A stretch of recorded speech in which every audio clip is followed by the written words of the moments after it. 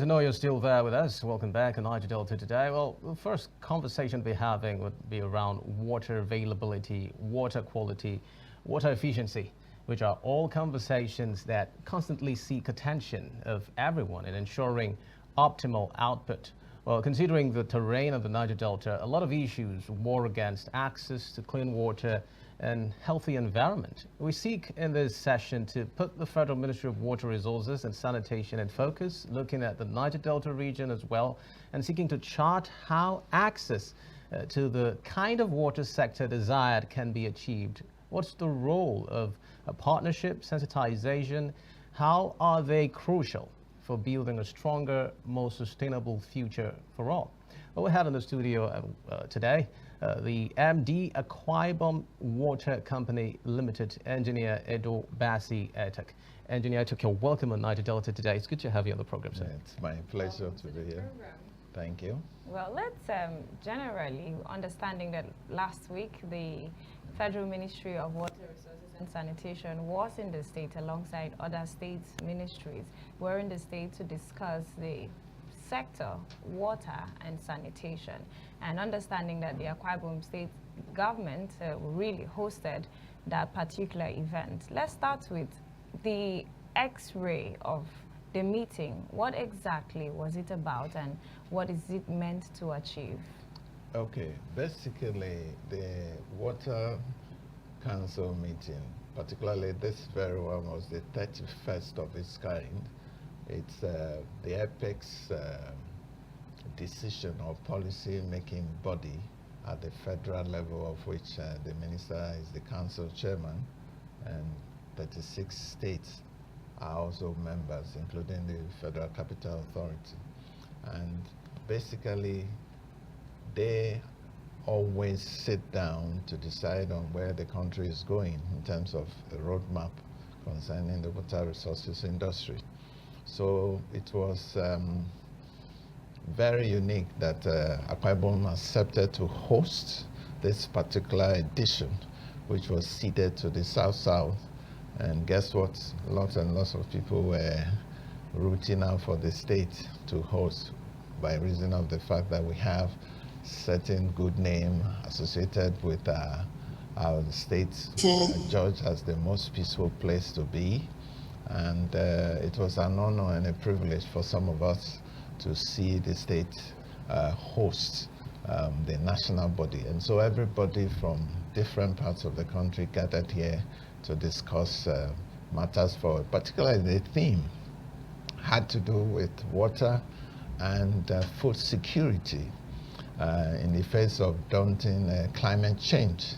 So basically, we were able to appreciate the nexus between getting water for various reasons and also managing it adequately, even when the climate changes experiences we're having are not too favorable. So that nexus was pretty something we needed to x-ray. And basically, we needed to also appreciate the opportunities, the challenges and opportunities it offers to participants or stakeholders to see how they can leverage on each and every step of the way. Let's not forget that water, unfortunately, most people don't see water as a resource. It's also a resource similar to what you see in the Niger Delta, similar to the oil we have in the Niger Delta. And this has been given to us graciously by Providence. But because we've really been given such wonderful resource, it behoves us also to manage it effectively for the benefit of mankind. And what is a resource? A resource is something that has utility and has a value. Utility and value, these are two principal words you need to consider. What do we need the water for? For many reasons. For body metabolism, for activities, washing clothes, doing other activities.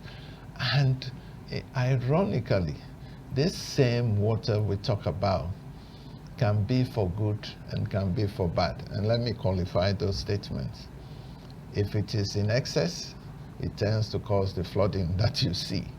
If it's also less, you tend to receive the condition of drought.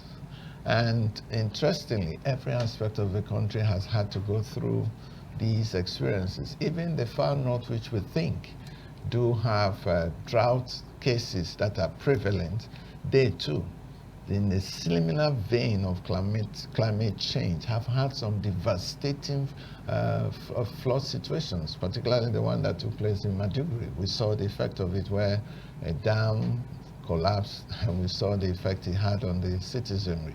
So water resources is a discipline that calls for all to put their hands on deck and to leverage on it. It has come to stay. It will be with us.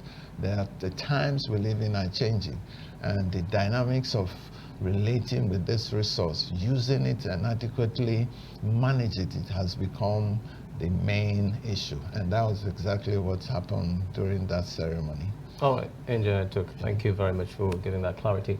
But then let's still dwell on the speech of Governor Pastor Moino on that day as regards when he called for partnership both between the stakeholders, citizens of the state, and indeed Nigeria, especially in ensuring that this sector is able to attain or reach its goals. Now, you talked about the dams that have been abandoned and efforts that must be made in ensuring that this is prevented because it affects the country economically. Now, if we could get the governor speech up so we could hear from him firsthand and address his comments as regards this issue. Directing the Ministry of Water Resources to create a wash unit and department. I'd like to meet the head of unit as quickly as possible so we can work with the permanent secretary on how to collaborate with the ministry. And that should be done in the next 2 weeks. The permanent secretary has that mandate. As we deliberate on the challenges of climate change, I want to bring to your attention the plight of our abandoned dams in Engr and Ibom in the local government and Ibom local government areas of our state. These dams, once envisioned to drive agricultural growth and economic prosperity, now lie dormant and abandoned, a testament to the neglect. Well, there in that except the governor was able to speak elaborately on the effects of abandoned dams. And this also had him saying that he was going to invest more within the water sector in the state and changing the fortunes of what's the reality currently. What would be your response to the governor's remarks? Okay, interestingly, the executive governor happened to have been a commissioner once as a commissioner for water resources and lands and water resources then. And the first thing he did on coming on board as a governor is to ensure that there was a division between lands and water. Apparently, the enormity of work in the two arms here was so heavy that he took it as a responsibility to ensure that they are divided. So here, he has an idea as to what a standalone ministry called Water Resources ought to do or should do. Now, as a fallout of the council meeting, there were a few areas he needed to point out, which is a build-up of information gathering anchored by the state Ministry of Water and Resources. And these are things that had been left fallow, or should I say abandoned. That of Engr, as the federal minister stated, is about 55% completed. And that of Ibom was also, that's in Idideb, was also abandoned. And these are federal projects. And we needed to remind the minister these projects need to be revived and completed as quickly as possible, and which he did promise even when he paid a courtesy call on the governor that they were going to do it. His provision has been made for the 2025 budget, and mind you, the federal government budget is yet to be passed in the National Assembly. So we are waiting that, and he assured that that had been done, that provision had been made for it. And in the lifetime of the administration of President Bola Tinubu, those projects are going to be completed. And that was a great assurance we had.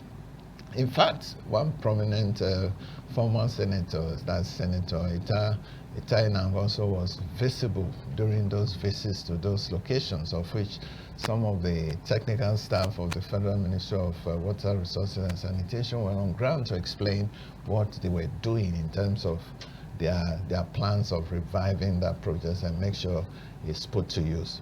But let's also be very mindful that this project serves for water supply in the neighborhood.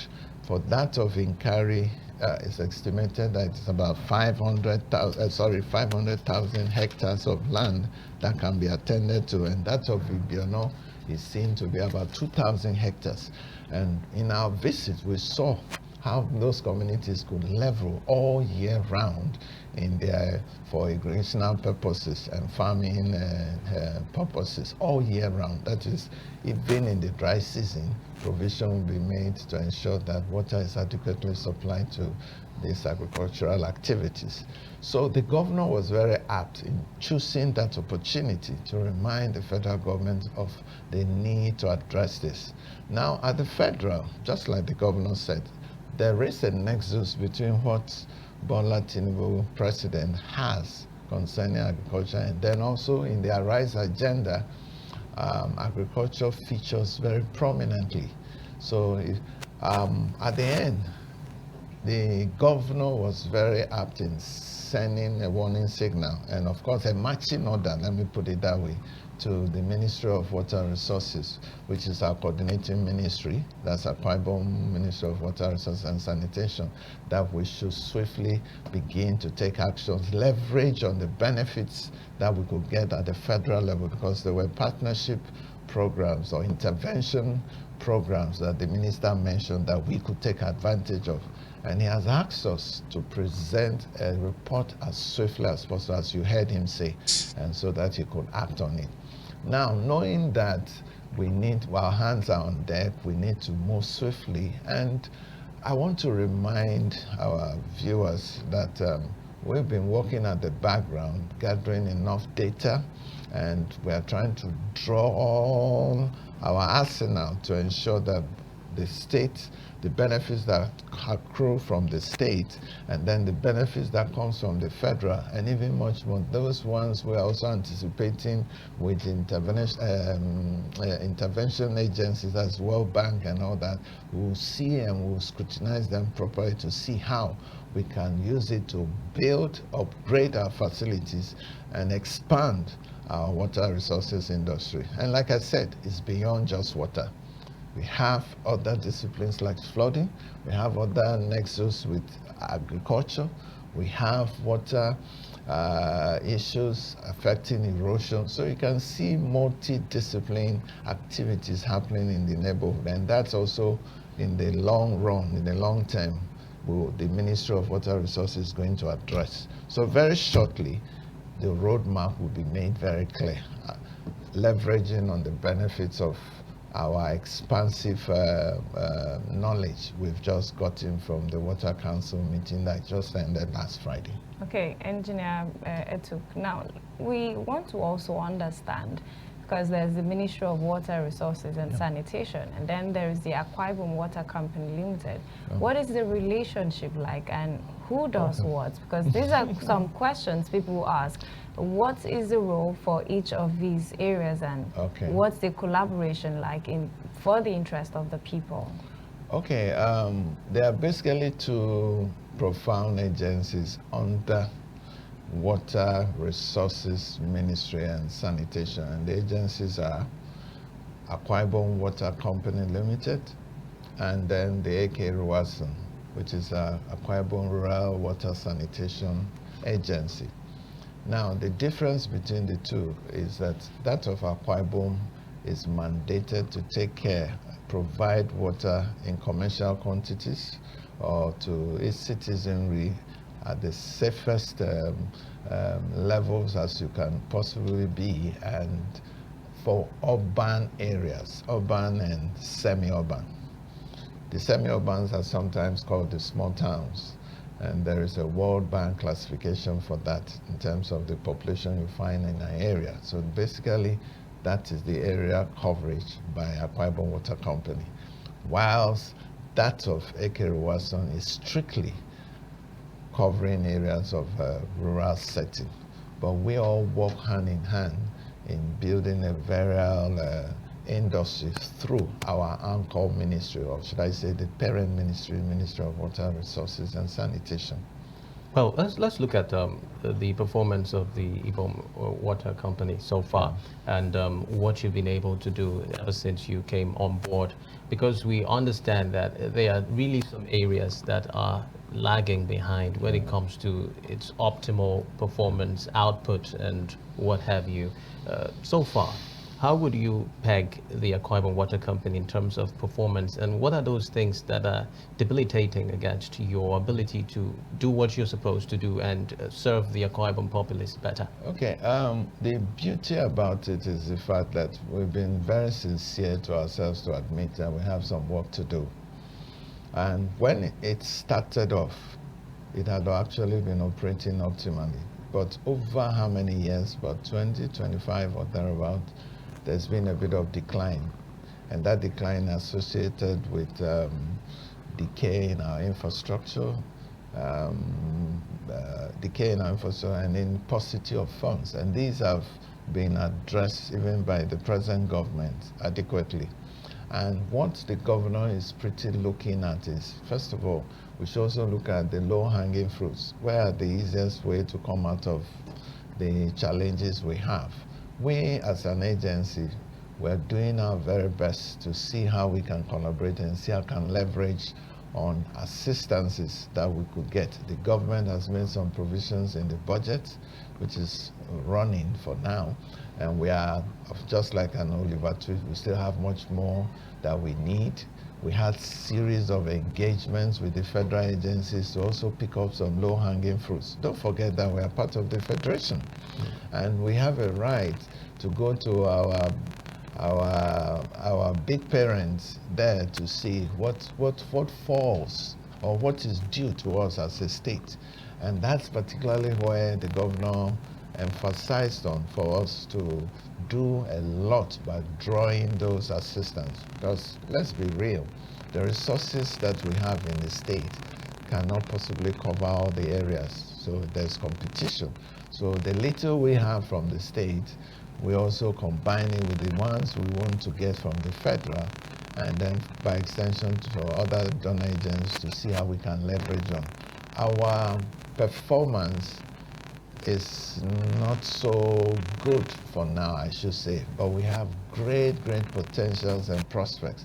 We've done some baseline survey, we've done, we've done a comprehensive work to know what is needed to put those infrastructure back, upgrade them, and to make sure that they are in tandem with contemporary ways of doing things, and also expand them. So some of the items we have are pretty obsolete, some need to be changed, some need to be improved on, and that has been done.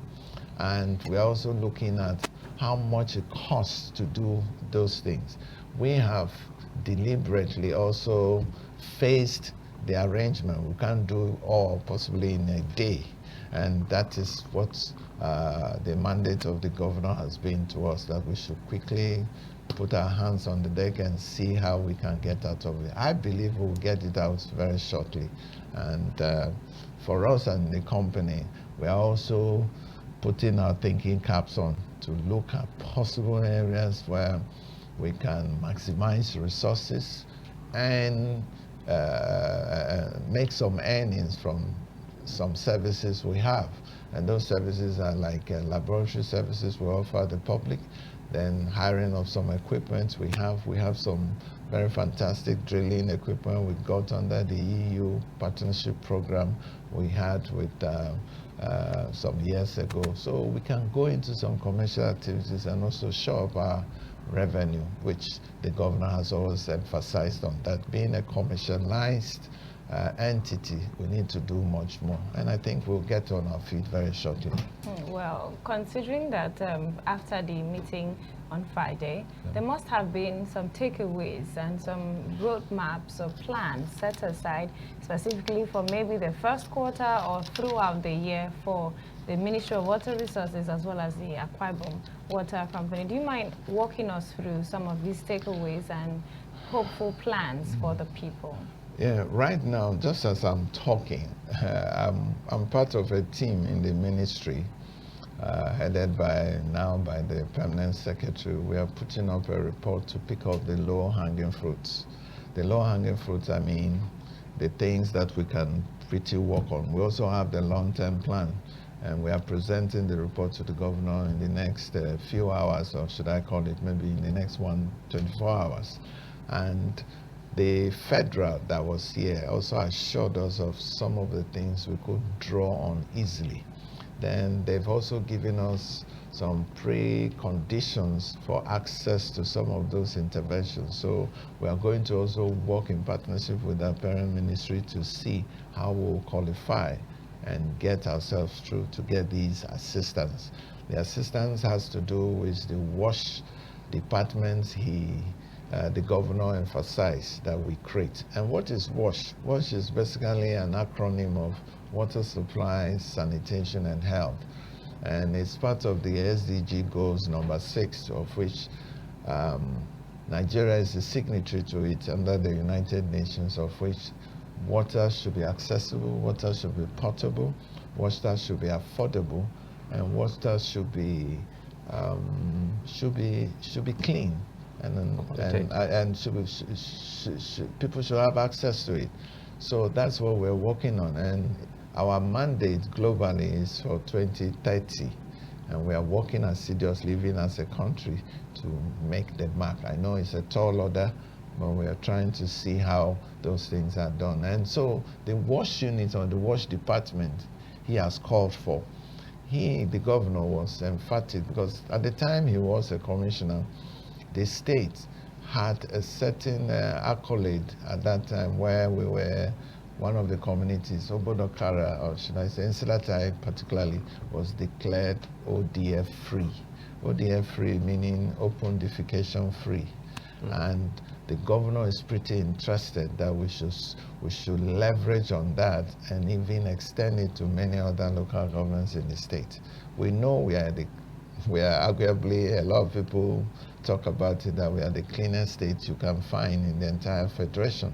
But we should not also rest on our arms and let go our flanks, or should I say our back, and make sure that we improve on it. So he's asking us to establish WASH departments. It's a clear call and a clarion call that we need to rejig our sanitation systems and ensure that we take it to the grassroots so that our people could have a healthy living in an environment. And guess what? There is a nexus, a meeting point between water, sanitation, and hygiene. And that is not surprising that the United Nations took it as a strong point in driving those policies in terms of making sure people are healthy. All right, Engineer Bassey Etuk, thank you very much for making our time to speak with us on Niger Delta today. We're really hoping that the Ibom Water Company indeed would be able to start performing optimally, especially when it comes to providing water commercially to the people of Akwa Ibom and indeed other areas, especially when it has to do with government working towards debilitating effects of flood in the state. Thank you very much, MD Akwa Ibom Water Company Limited, for coming on the program. Thank you. We do It's my pleasure. your insights on the program. Thank you. So when we return, we'll turn aside some other issues of interest. Do stay tuned on the program.